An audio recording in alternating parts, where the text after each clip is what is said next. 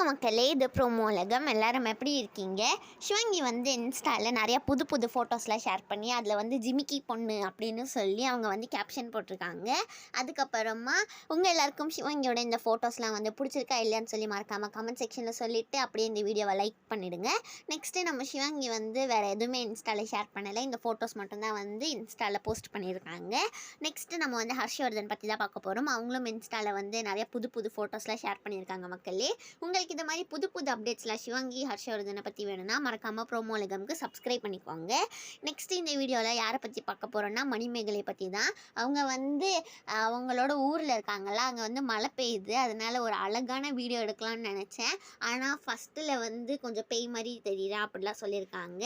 இதுதான் வந்து என்னோடய சோல்கான ரெஃப்ரெஷ்மெண்ட் அப்படிலாம் சொல்லியிருக்காங்க.